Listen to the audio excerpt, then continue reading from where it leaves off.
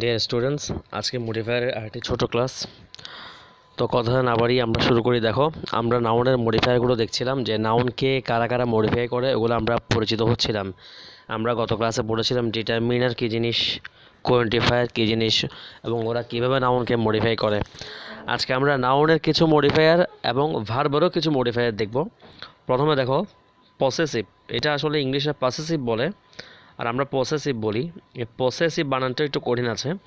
Possessive যদি বলে মনে মনে ধরে নিবা র অথবা এর, এরকম কিছু ওয়ার্ড যেগুলোতে র থাকে অথবা এর থাকে, যেমন আমার, তোমার, তাদের, সবার, তার, তাহাদের, এরকম একজনের, ঠিক আছে, সালমানের, এই টাইপের যেগুলো আছে রওয়ালা প্রনাউন যেগুলো আছে এগুলো দিয়ে পসেসিভ বোঝে। আমরা একটু দেখে নিই। আমি লিখেছি অধিকার বোঝে এমন প্রনাউন, ঠিক আছে, যেমন my, our, your, his, her, their, one's, whose ইত্যাদি। এক্সারসাইজ দেখো, one should do dash duty, একজনের উচিত তার দায়িত্ব আদায় করা। এখন আমি এখানে হিজ বা হার লিখলে হবে, বাট সবচেয়ে বেশি অ্যাপ্রোপ্রিয়েট হবে যদি ওয়ান্স ডিউটি লিখি, কারণ এটা এই কোয়েশনটা বিসিএস পরীক্ষা পর্যন্ত আসে এই ধরনের কোয়েশন। তাহলে one should do one's duty, এখানে পসেসিভ হবে one's. All should do dash duty, এখানে যেহেতু অল বলেছে আমরা বলতে পারি দেয়ার। অল শুড ডু, এখানে অলটা কিন্তু থার্ড পারসন, ফার্স্ট পারসনে নেই। ফার্স্ট পারসন হলে আমরা আওয়ার বলতাম, যদি থাকতো অল অফ আস তাহলে বলতাম all of us should do our duty. কিন্তু যেখানে এখানে যেহেতু অল অফ আস নেই, এটা থার্ড পারসন মানে অল মানে তারা সবাই। All should do their duty, everybody should do dash duty. এখন এখানে কি হতে পারে, এভরিবডি দিয়ে বোঝায় প্রত্যেকের মধ্যে ছেলেও আছে মেয়েও আছে। প্রত্যেক এভরিবডি একটা ডিস্ট্রিবিউটিভ প্রোনাউন, এটা আলাদা আলাদা করে বোঝায় প্রত্যেকটা ছেলেকে অথবা প্রত্যেকটা মেয়েকে আলাদা করে বোঝায়। সেজন্য এভরিবডি দিয়ে যদি সাধারণত ছেলে মেয়ে কোনোটা নির্দিষ্ট না করে তাহলে হিজ বললে বেটার। তা আমরা বলতে পারি everybody should do his duty, অথবা যদি এভরিবডি দিয়ে দেখছি যে এই কোনো ফিমেলকে ইন্ডিকেট করছে, ফিমেল কোনো গোষ্ঠীকে, তাহলে বলতে পারি everybody should do her duty. কিন্তু এখানে কোনোভাবেই দেয়ার বলা যাবে না, তাহলে everybody should do his duty অথবা হার ডিউটি।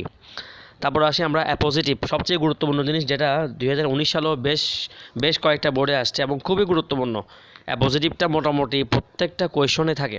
অ্যাপোজিটিভের আরেকটা ইংলিশ আছে কেস ইন অ্যাপোজিশন, এটার বাংলা হচ্ছে সম্বন্ধ পদ, যে পদটা কোনো নাউনের সাথে কাউকে সম্বন্ধ করে দেয়। যেমন অ্যাপোজিটিভ মানে সংক্ষিপ্ত পরিচয়, তাহলে আমরা অ্যাপোজিটিভটা কীভাবে গঠন করবো দেখি।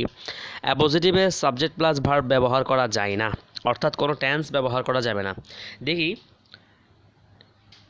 বোর্ডে কোয়েশন কীভাবে আসছে। এই অথেলো, এই কোয়েশনটা কিন্তু বোর্ড কোয়েশন, 2017 সালের বোর্ড কোয়েশন খুব সম্ভবত। Othello dash became a general, তোমাকে ধরো শূন্যস্থানে বললো যে একটা অ্যাপোজিটিভ ইউজ করো। আচ্ছা, অথেলো, এখন অ্যাপোজিটিভ মানে সংক্ষিপ্ত পরিচয়, তো আমরা অথেলোকে সংক্ষিপ্ত পরিচয় দিয়ে কীভাবে বলতে পারি, বলবো অথেলো হ্যাঁ বিকেম এ জেনারেল, সে সেনা প্রধান হয়ে গেল। এখন অথেলোটা কে? সাপোজ আমি মনে করি অথেলো হচ্ছে একজন বিখ্যাত যোদ্ধা, তা আমরা বলতে পারি a brave fighter, a great fighter, a brave warrior, যোদ্ধা, ঠিক আছে। অথবা এ মুসলিম মোর মানে মোর কান্ট্রির যারা থাকে এম ও ডাবল ও আর, তাহলে অথেলো সম্পর্কে আমরা সবচেয়ে ইজিলি বলতে পারি এ গ্রেট ফাইটার, অথবা এ হিস্টোরিক ফাইটার, ঐতিহাসিক যোদ্ধা, হিরোইক ফাইটার, হ্যাঁ, বীরত্বগাথা, বীর ছিল আর কি। তাহলে এটা হচ্ছে অথেলোর অ্যাপোজিটিভ, সংক্ষেপে পরিচয়। এখন আমি যদি এখানে বলতাম অথেলো হু ওয়াজ এ ব্রেভ ফাইটার, এখানে ভুলটা কি হইতো, এখানে হু এবং ওয়াজ এই দুইটা কিন্তু সাবজেক্ট প্লাস ভার্ব, এগুলো ব্যবহার করা যাবে না।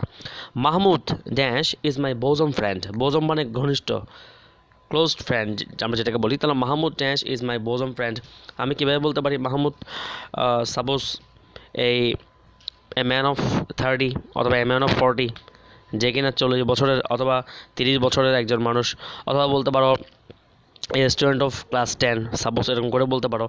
কিন্তু এখানে কোনোভাবে বলা যাবে না Mahmud who is A boy of 30, এরকম করে বলা যাবে না। হু ইজ এ ম্যান অফ 40, এরকম হু ইজ কথাটা বলা যাবে না, শুধু বলতে হবে suppose a man of 30, a man of 40, অথবা Mahmud a student of class 10, এরকম Mahmud is my bosom friend. তারপর দেখো rice dash is eaten everyday, ভাত প্রতিদিন খাওয়া হয় আমাদের বাংলাদেশে, প্রতিদিনই কিন্তু মানুষ ভাত কেউ না কেউ বা কোনো না কোনো সময় ভাত খাইতেছি আমরা। তাহলে রাইস আওয়ার স্টেবল ফুড, অথবা the stable food of Bangali আর বাঙালিস, ঠিক আছে, মানে প্রধান খাবার, বাঙালির প্রধান খাবার, অথবা a famous food of Bangalis, বাঙালিদের একটা বিখ্যাত খাবার, অথবা a regular food of the Bangalis is eaten everyday. আমরা কিন্তু এখানে এভাবে বলতে পারবো না rice which is a famous food of Bangalis, এরকম বলা যাবে না, হুইচ ইজ কথাটা বলা যাবে না।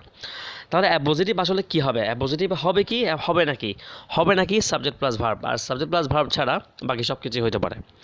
তাহলে নাউনের মডিফায়ার দুইটা গেল। তারপর আমরা দেখি রিলেটিভ ক্লজ অথবা অ্যাডজেক্টিভ ক্লজ যদি পরীক্ষায় বলে যে রিলেটিভ ক্লজ ইউজ করো অথবা অ্যাডজেক্টিভ ক্লজ ইউজ করো, তখন আমরা কী করব?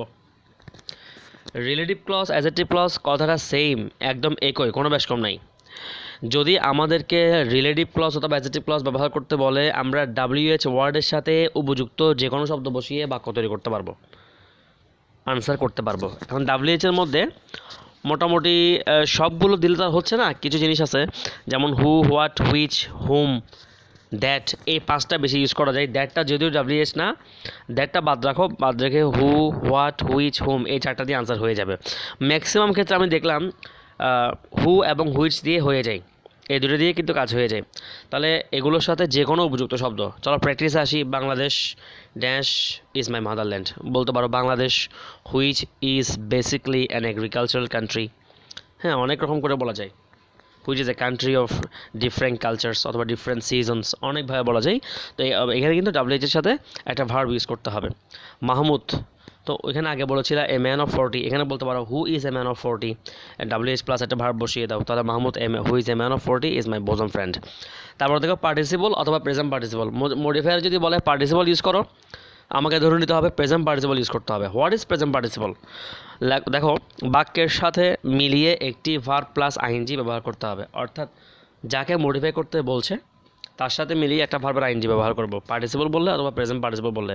আবার পাস্ট পার্টিসিপল বললে কিন্তু আরেক হিসেব, তখন ভার্বের যেমন ডু, ডিড, ডান ফর্মটা ব্যবহার হবে, সি, স, সিন ফর্মটা ব্যবহার হবে। তবে এখানে শুধু পার্টিসিপল বা প্রেজেন্ট পার্টিসিপল বললে আমরা আইএনজি ইউজ করব। এক্সাম্পল দেখো, এটা সবাই পারবা, dash at home we can prevent COVID-19. হ্যাঁ, আমরা বাসায় অবস্থান করে কোভিড-19কে আমরা প্রিভেন্ট করতে পারি। তাহলে স্টেইং অ্যাট হোম। তারপরে দেখো the man dash by you is my intimate friend, intimate মানেও ঘনিষ্ঠ, তো বলতে পারো the man sitting by you অথবা the man standing by you, অনেকভাবে বলা যায়। তারপরে দেখো নিউমেরাল বা নাম্বার যদি পরীক্ষায় বলে যে ইউজ এ নিউমেরাল অথবা ইউজ এ নাম্বার, আমি শুধু 1, 2, 3, 4 যেগুলো আছে এগুলো ব্যবহার করবো, তবে এগুলো আমরা সংখ্যায় লিখবো না, কথাই লিখবো, ONE1 TWO2 এভাবে লিখবো। যেমন দেখো I have dash friends both are modest, আমার ড্যাশ বন্ধু আছে উভয় নম্র। এখন উভয় বলতে আমি বুঝতে পারছি আমার বন্ধু কয়জন, নিশ্চয়ই 2জন, যেহেতু উভয় বলছে। I have 2 friends both are modest. তারপর দেখো আমরা নাউনের কিছু মডিফায়ার ব্যবহার করলাম, এখন আমরা ভার্বের কিছু গুরুত্বপূর্ণ মডিফায়ারের দিকে যাই। দেখো ভার্বের যে মডিফায়ারগুলো বেশি আসে, যদি শুধু বলে মডিফাই দ্য ভার্ব তাহলে আমরা একটা অ্যাডভার্ব ইউজ করব। যদি বলে ইন্টেন্সিফায়ার ইউজ করো, দেখো ইন্টেন্সিফায়ার বললে কিন্তু 99% আমার আনসার হয়ে যাবে যদি ভেরি বসাও, VERY, ভেরি ভেরি।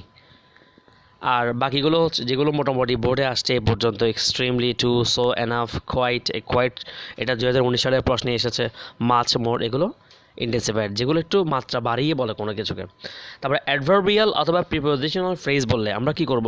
অ্যাডভার্বিয়াল অথবা প্রিপোজিশনাল ফ্রেজ বললে যে কোনো একটি প্রিপোজিশন যেটা মিলে, সেটা যে কোনো বলতে আমার ইচ্ছে মতো না, যেটা সেন্টেন্সে মিলছে, যে কোনো একটি প্রিপোজিশন প্লাস উপযুক্ত শব্দ বা শব্দ সমষ্টি বসিয়ে আমরা বাক্য তৈরি করব। যেমন আই ওয়ার্ক ড্যাশ, এখানে আমরা অ্যাডভার্বিয়াল অথবা প্রিপোজিশনাল ফ্রেজ ইউজ করব। তাহলে আমি বলতে পারি I work at morning, I work in the morning, I work with my colleagues, I work with my best friend, অনেক কিছু হতে পারে। He went there dash, he went there with his uncle, with his father, he went there by bus, he went there on a plane, অনেকভাবে বলা যায়। He went there suppose with sincerity, preposition plus যে কোনো কিছু।